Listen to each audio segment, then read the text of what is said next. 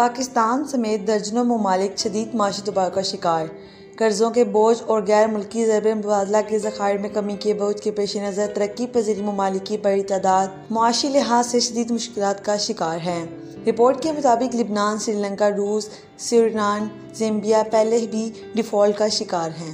Belarus خطرے کے دہانے پر ہے اور کم از کم 1 درجن اور ممالک خطرے میں گھرے ہوئے ہیں۔ کیونکہ قرض کے بڑھتے اخراجات اور مہنگائی معاشی تباہی کے خدشات کو جنم دے رہی ہے، تجزیہ کاروں کو امید ہے کہ بہت سے ممالک اب بھی ڈیفالٹ ہونے سے بچ سکتے ہیں، خاص طور پر اگر عالمی مارکیٹیں سازگار رہیں اور IMF کی حمایت بھی حاصل رہے۔ لیکن یہ وہ ممالک ہیں جو اس وقت خطرے میں ہیں۔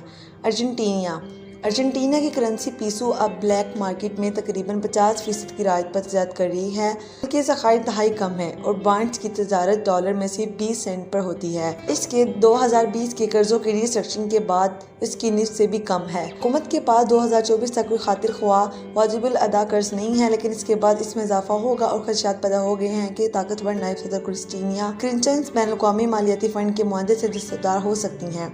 یوکرین۔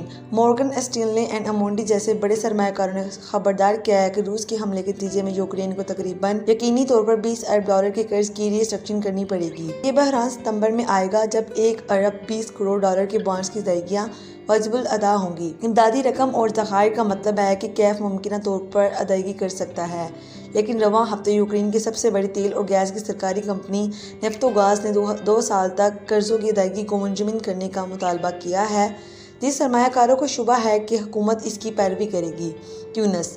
IMF کے پاس جانے والی کئی افریقی ممالک ہیں، لیکن ان میں تیونس سب سے زیادہ خطرے میں نظر آتا ہے۔ 10% کے قریب بھاری بجٹ خسارے کی موجودگی میں یہ خدشات بھی درپیش ہیں کہ صدر کیس سعید کی جانب سے اپنے اقتدار اور ملک کی طاقتور مزدور یونین پر اپنی گرفت مضبوط کرنے کے لیے IMF پروگرام کا حصول یا کم از کم اس پر قائم رہنا مشکل ہو سکتا ہے۔ مصر کے قرض اور GDP کا تناسب 95% کے قریب ہے اور اس نے رواں سال بین الاقوامی نقد رقم کا سب سے بڑا اخراج دیکھا ہے، جو کہ JP مورگن کے مطابق تقریباً $11 ارب ہے۔ فنڈ فرم MIF پارٹنرز کا اندازہ ہے کہ مصر کے پاس آئندہ 5 سالوں میں ہارڈ کرنسی کا $100 ارب کا واجب الادا قرض ہے، جس میں 2024 میں $3.3 کا بند بھی شامل ہے۔ مصر میں پاؤنڈز کی قدر میں 15% کمی آئی اور مارچ میں IMF سے مدد طلب کی گئی، لیکن بانڈ ایسپریشن اب 1220 پوائنٹ سے زیادہ ہیں۔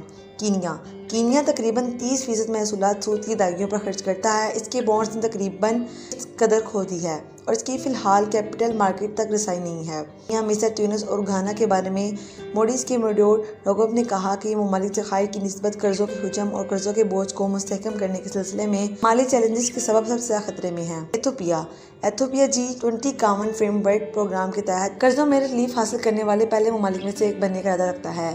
ملک میں جاری خانہ جنگی کی وجہ سے پیش رفت روک دی گئی ہے، تاہم اس دوران یہ اپنے $1 ارب کے واحد بین الاقوامی بانڈ کی ادائیگی جاری رکھے ہوئے ہے۔ پاکستان نے رواں ہفتے IMF کے ساتھ ایک اہم معاہدہ کیا۔ یہ پیش رفت اس لحاظ سے بروقت ہے جب توانائی کی بھاری درآمدی قیمتوں نے ملک کی ادائیگیوں کے توازن کے بحران کے دہانے پر دھکیل دیا ہے۔ غیر ملکی کرنسی کے ذخائر $9 ارب 80 کروڑ تک گر گئے ہیں، جو بمشکل 5 ہفتوں کی درآمدات کے لیے کافی ہوں گے، جبکہ پاکستانی روپیہ ریکارڈ کم ترین سطح پر پہنچ گیا ہے۔